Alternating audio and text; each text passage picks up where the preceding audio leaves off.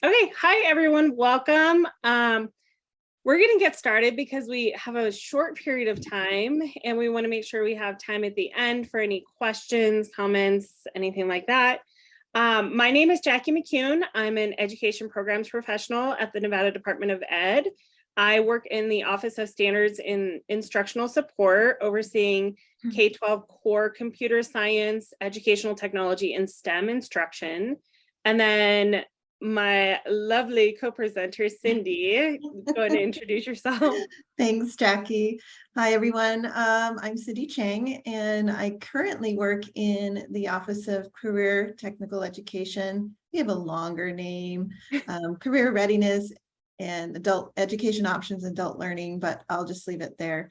And so I'm currently the interim director of the office, and I also have the privilege of overseeing our IT programs, which includes computer science, cybersecurity, web development, and such, as well as our media. So I'm really glad to be here with you. Yeah. I'm going to go ahead and start sharing my screen. I assume it's all showing up good because it's highlighted on my computer. It looks great. Okay. So I'm going to take you through a little story of my life. Get ready, get comfortable. Here it goes. So when I was growing up, these are the books that I read, right? The little golden books with the binding that like looked like it could be gold, but it really was just like gold tinted paper. And then Little Monster at Work was one of my favorite books I used to steal from my brother. But these were like the things I grew up around in my house, right? Paper books, paper covered, they were everywhere. That's the world that we lived in. When I went to computers in my elementary school class, we were lucky at my school in New Mexico. We got one set of Apple IIe computers.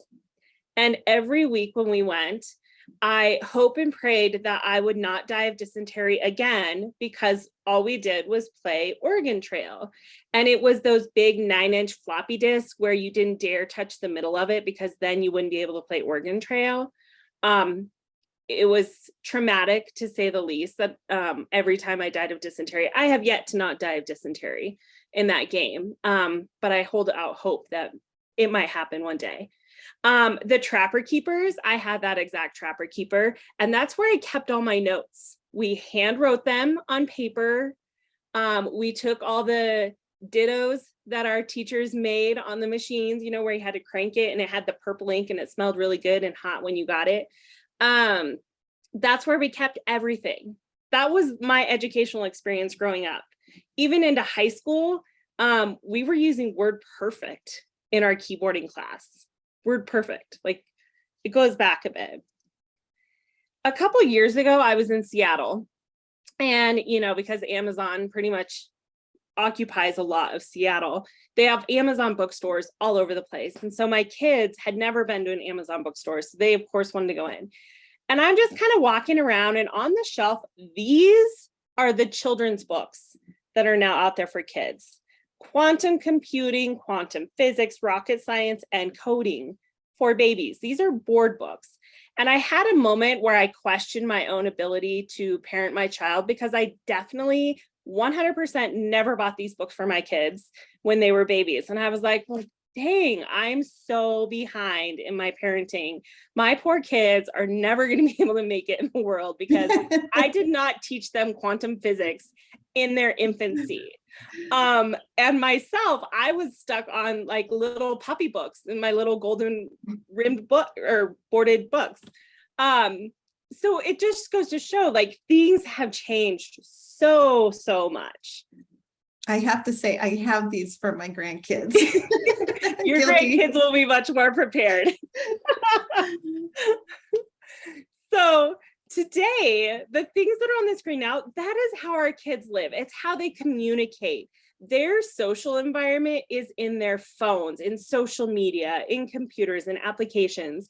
They no longer have to wait for their brother, sister, mom, dad, whoever to get off the landline and stretch the phone all the way into their room and that cord, right? and hope that they still have a party line to call their two friends. They just do it through text messaging, social media.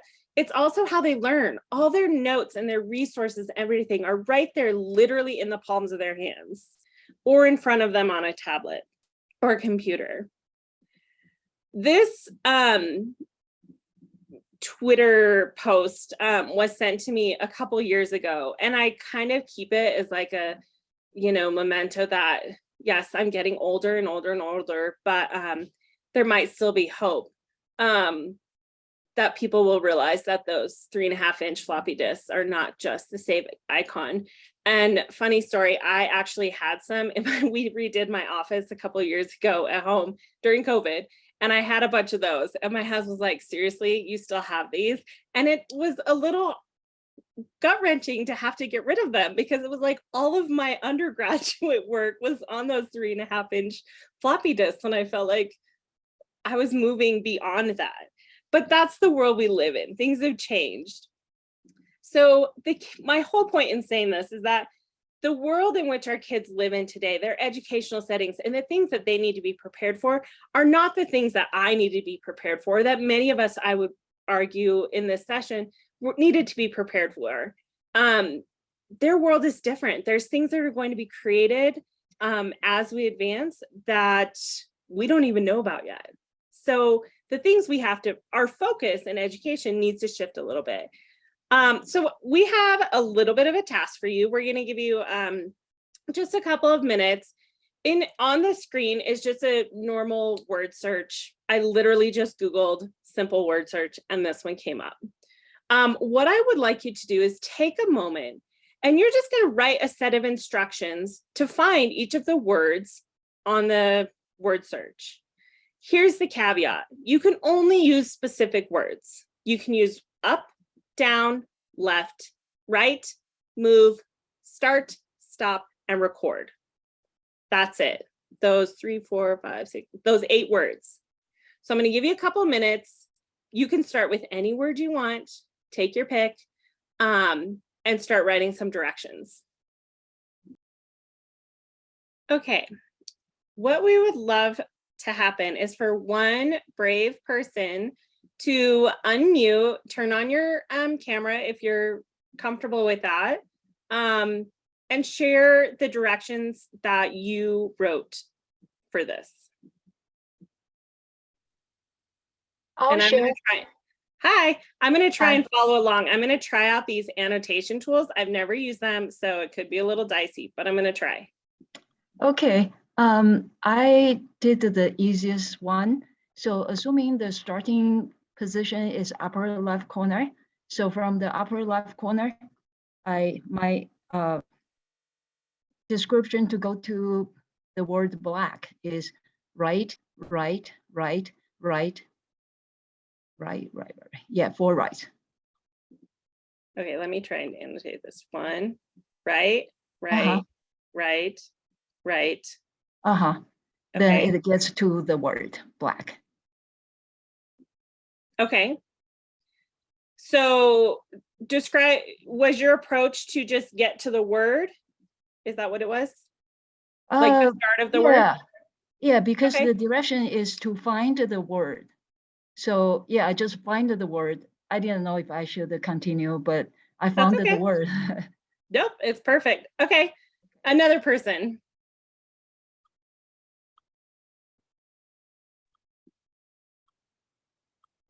Hello, Karen. I was thinking in terms of using each word once. I didn't even think to use it more than once. So I said start up, move right, down left, record, stop. Okay, wait, can you say that again? I'm sorry. It was hard to hear. Start up. So I was referring to that upper left-hand corner like the previous person. Move right. Thinking the person doing this would be thinking in terms of looking for the words. So the first one would show up at the far right, and then moving left, and then recording in my mind was crossing out the word and then stop when you're done. Okay, so it just keeps moving right like this. Mm-hmm. It sees the word Right, and correct. then records. Uh-huh. And Okay. then the next line down and go line by line until you get to the bottom was my thought. Okay, so it just keeps going until it finds the word.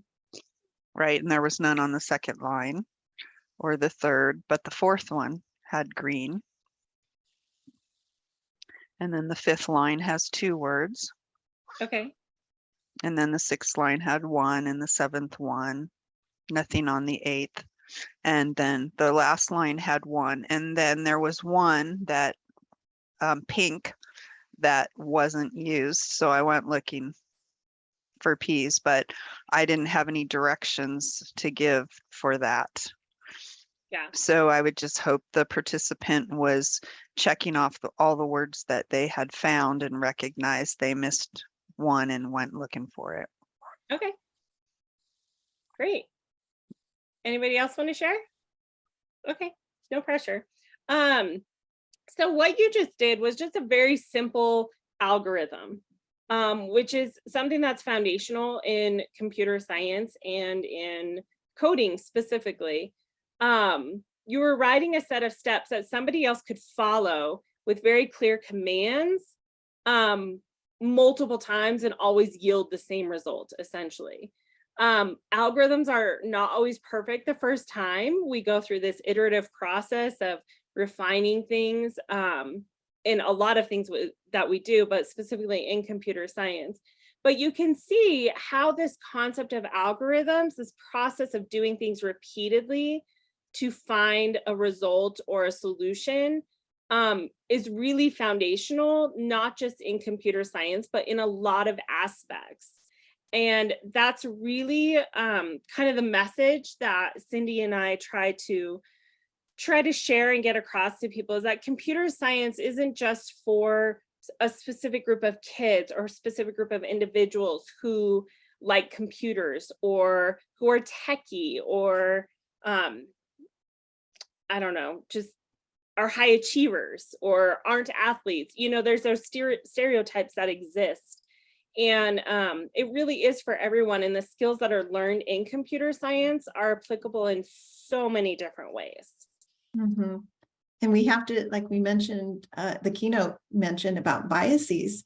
Sometimes we have those biases about which child is more ready for this, or all of those things Jackie just said. And we have to remove those biases from ourselves, and even with our own children, because we sometimes do that as well. We give a truck to Johnny and we give a doll to Susie.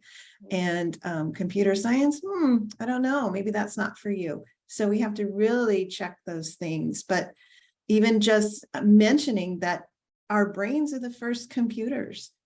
We were processing how to do this puzzle without even writing it down, because that's how our brains work. And so really tying that together so it doesn't become this abstract thing that we think people can't do. We're already doing it. So what is computer science? Let's talk about that for a minute.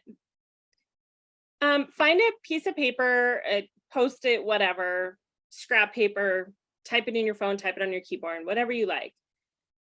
We're going to give you 1 full minute of silence. And what we want you to do is just list or jot down everything that comes to mind when you hear computer science, what it is, who it is, every word that comes to mind, good, bad, or indifferent. You're the only one that's ever going to see this list. So you get 1 minute, and I'm even going to set my timer on my phone because I'm really bad timekeeper. I'm not going to lie. I got to do it before not 1 hour. We're going to do 1 minute.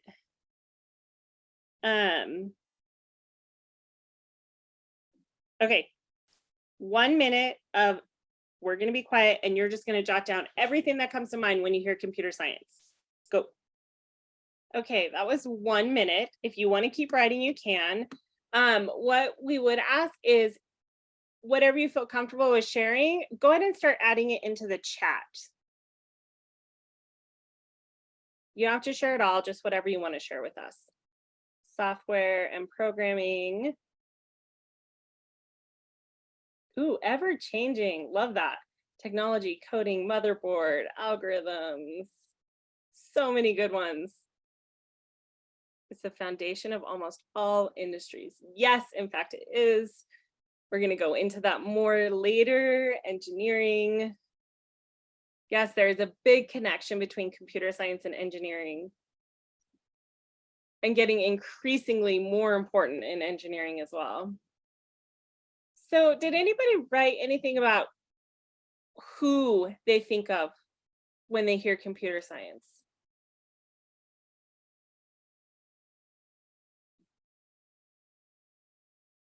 Oh, Steve Jobs, male. Okay. So, I mean, I'll get more into this story later because it's not relevant now. So we're going to go in. If you can keep adding to the chat if you want.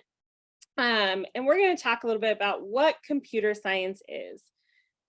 Typically, when people hear the words computer science, they think it's all coding, programming. And yes, that is a piece of computer science, but computer science is more than that. It's more than the coding that goes on to create computational artifacts.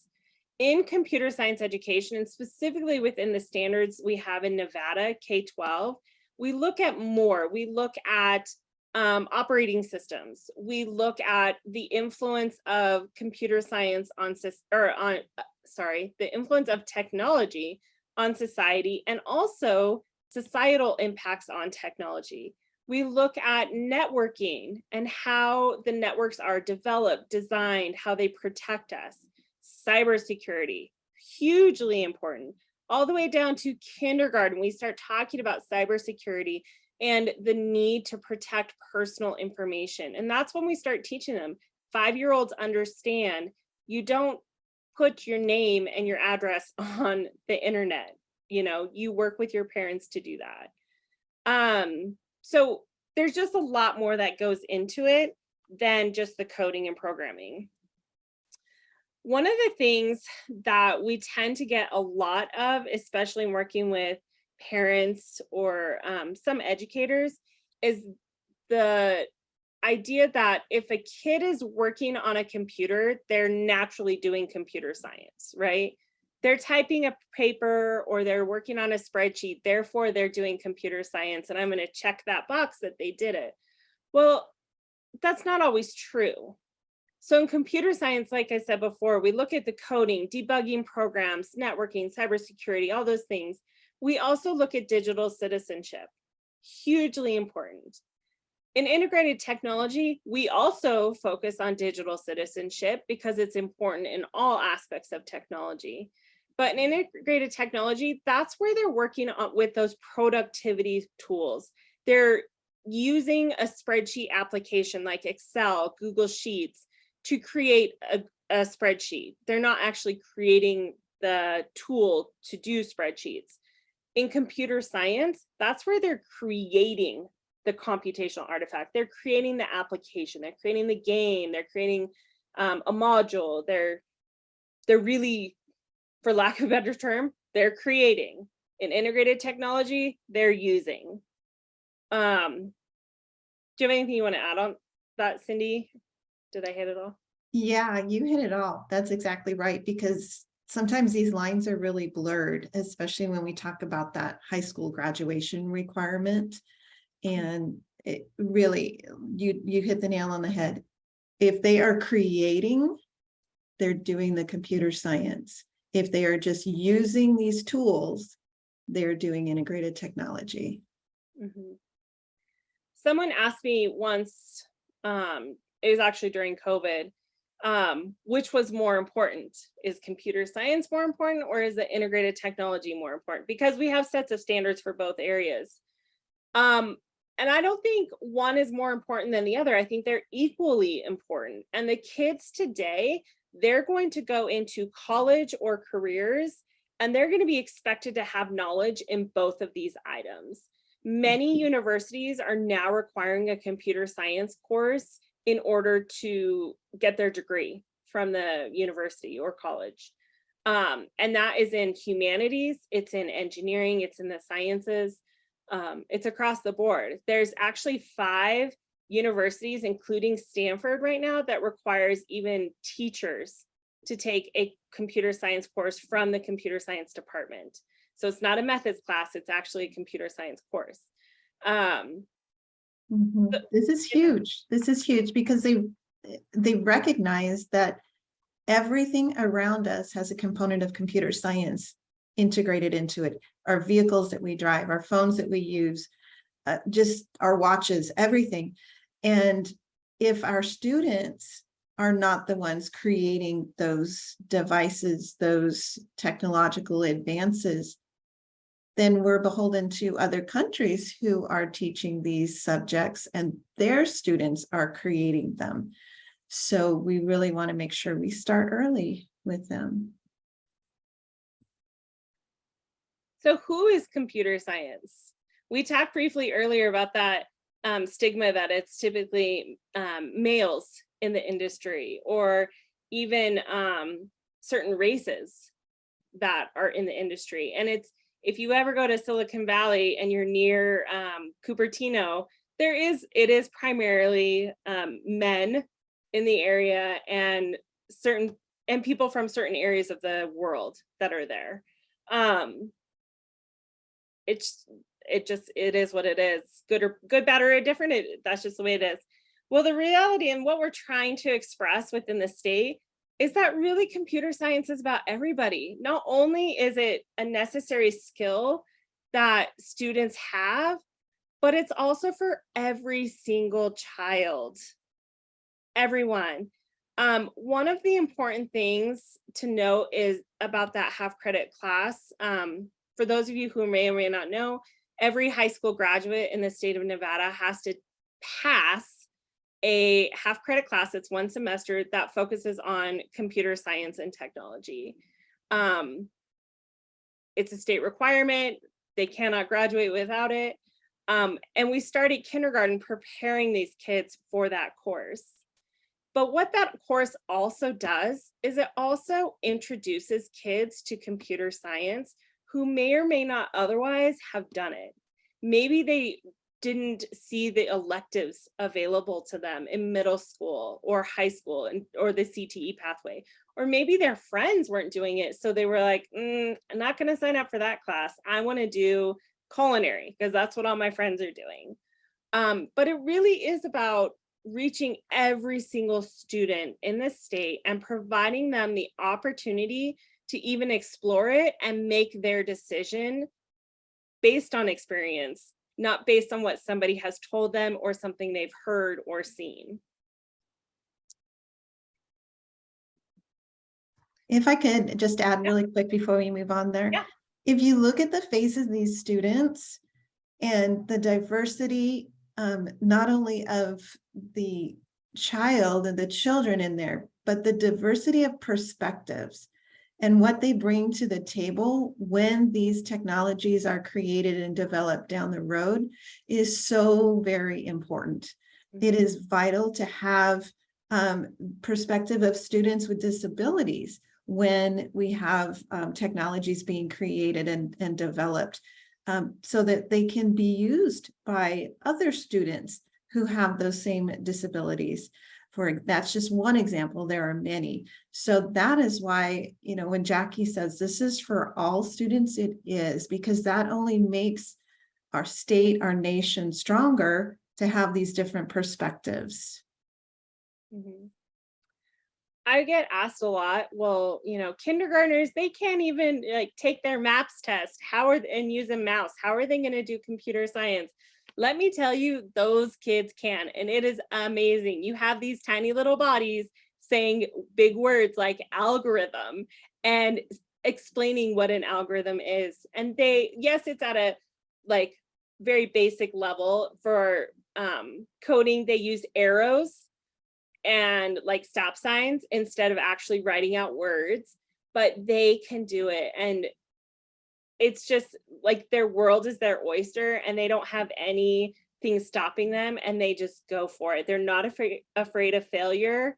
And it's amazing to watch. I feel like everybody needs to see kindergartners doing computer science because it will lift up your heart and your soul. It's just so fun to watch them. So we're gonna branch into this. Why computer science? We mentioned earlier about the need in higher education and also in careers, but it goes much deeper than that. I'm going to show this quick video.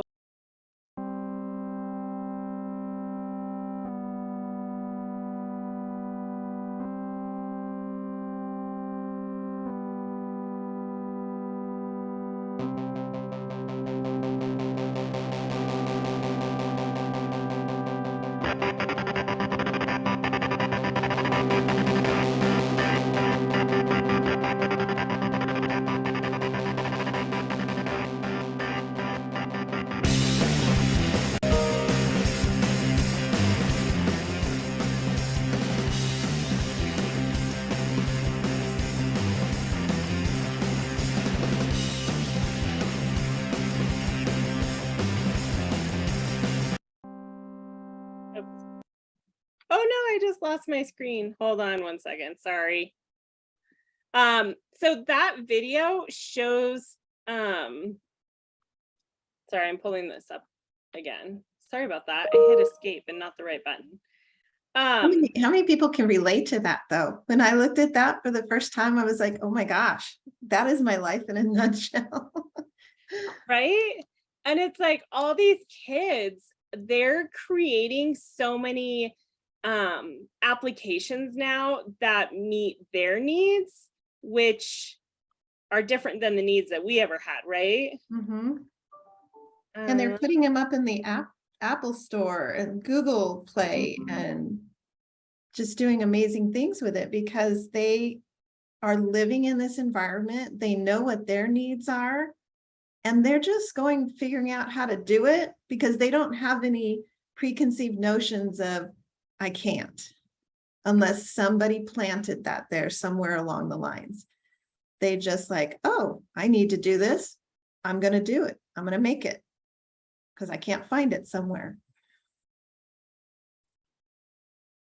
All right, I got it back up. I'm going to share. Sorry about that. I have a habit of hitting escape after videos, and it's a really terrible habit. I need to stop. I need to break. We all have our habits. I know. So when we look at computer science, we talked briefly about how coding is this one piece of computer science, but really if we look at it, there's this overarching piece of computational thinking that's also included in computer science. And those are those things like problem solving, persevering, collaboration, that iterative process of design and problem solving. Those all also come into computer science.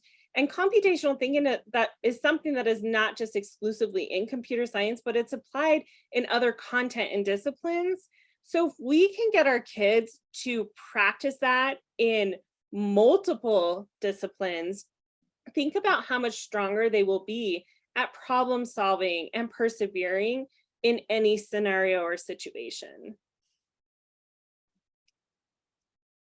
In Nevada, we actually have a mission statement. This was something Cindy was like the core leader in this development of this mission statement. And it essentially states that all children in the state of Nevada, regardless of their age, where they live, what school they go to, their disability or ability, their socioeconomic student or socioeconomic level, everything, every single student should receive rigorous and beneficial computer science education because they are the creators of all the future technology that is going to benefit us as current adults. Because I don't know about you, but if I have to have surgery in 15, 20 years, I don't want to go to a surgeon who is practicing medicine the way they did in 1960. I want to go to the best that's going to have the quickest recovery, that's going to have the best technology leading it so they can read the scans and all that kind of stuff. You know, it's no different than we don't want to be driving a car from 1945 because the technology is better now. Gas is expensive. We, you know, we want to be driving the car that gets the best gas mileage. Well, that partially has to do with some computer science. So in Nevada, we're going to give you a little glimpse into where we were and how far we've come. Prior to 2018, we still had that half credit computer class, but it focused on keyboarding, those productivity tools like spreadsheets, presentations. I had a principal tell me the other day, oh no, their job is just to have students create brochures on what they learned in science. I said, no. Oh dear. Yes. That is lovely that they do that. I love that idea of applying their knowledge in that way. However, that's not only what needs to be done. And now we're really looking at building on those computer applications and incorporating computer science, getting into that coding, the programming, the problem solving, and really hitting that digital citizenship hard in all areas because it's so important. When you look at the computer science practices that are within our standards, this is a Wordle that represents all those words. So what I would love for you to do is to just take a look at this for a second and unmute and share your thoughts about this Wordle.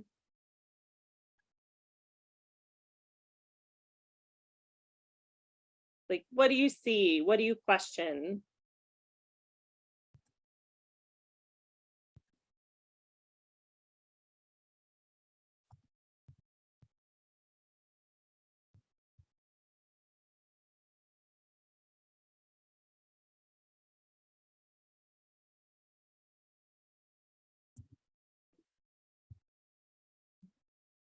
I'm practicing my best teacher wait time. I'm sorry, did I mute myself while I was talking? Sorry about that. That's okay. Right. What do you notice? Share with us. Oh, is that nothing came through at all? Sorry about that. Yeah. I was saying that I felt that this is a good encompassing picture of everything about computer science practices.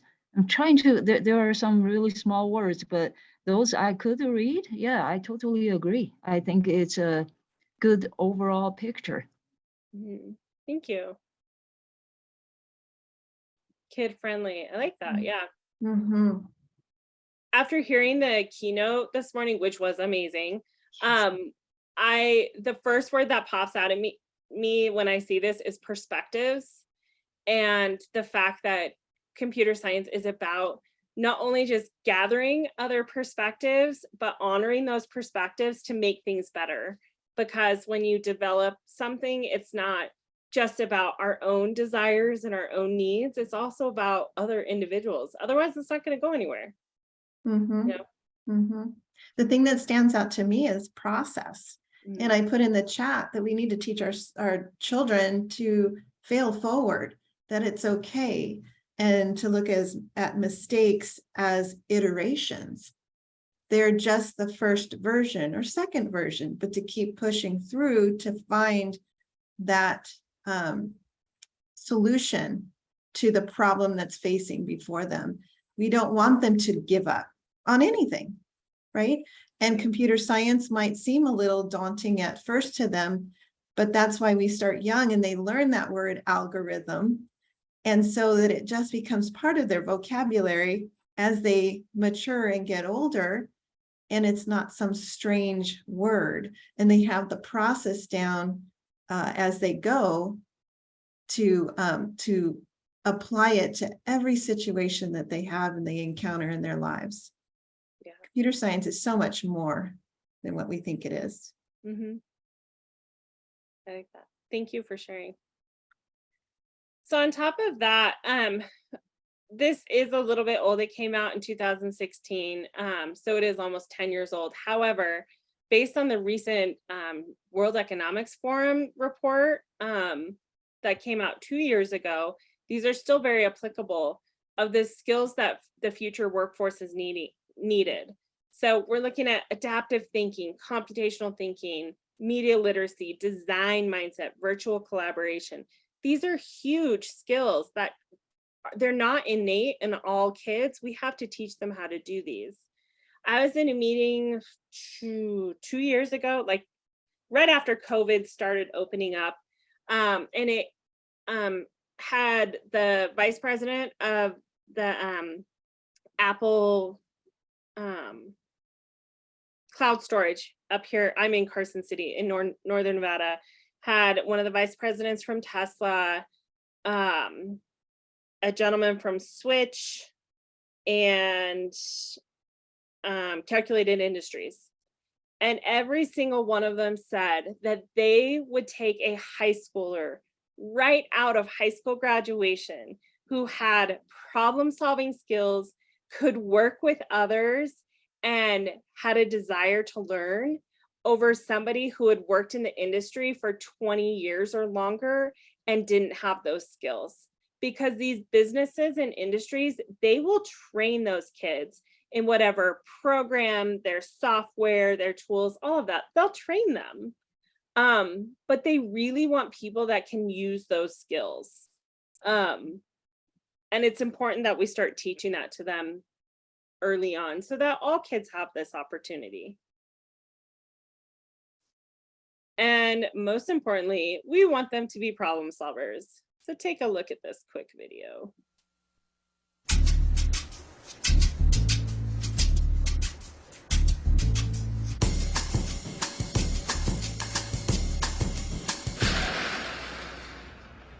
Whoa, that's not good. Oh, I don't need this. I'm already late. Somebody will come. Anybody out there? Do you have a phone? No. Sorry. Somebody! Hello? There are two people stuck on an escalator and we need help. Now, would somebody please do something?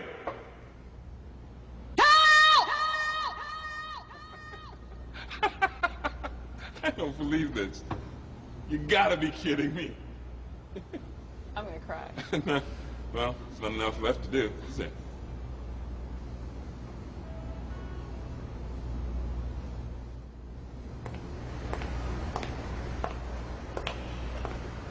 Hello? Hey, don't worry about it. I'll fix it in a second. He said he can fix it. All right. All right. That's more like it. He says he can fix it.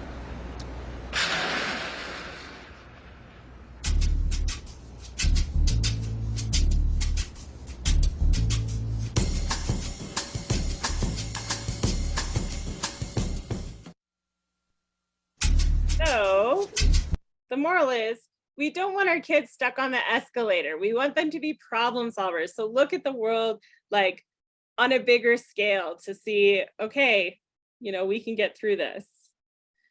There's a lot of resources out there that families can access at no cost, and educators as well. A couple of them are CS Unplugged, which is a great website with some unplugged activities that don't require any type of device or computers, anything, and they're fun activities. Scratch and Code.org are both online. Code.org, of course, has a popular curriculum, but they also have some apps in there where kids can create games and all kinds of stuff, as well as Scratch. Tinker has some great resources, all of these. Harvard actually has a course that older students can take for free and get a certificate called Introduction to Computer Science. If you just search Harvard Introduction to Computer Science, it comes up. It's totally free and online. Adults can take it. I went through it. It was really, really interesting just to get another perspective and all that kind of stuff. So highly recommend that. And then we're gonna end with this video. They've been out for a long time, these Did You Know videos. And what I love about them is every time I watch them, it just brings me a new perspective. So we're going to close with this and then open up with, or finish out with some questions. There has never been a bigger force for change than technology. It changes absolutely everything about the way we live, The way we get around, the way we eat, even the way we talk to each other.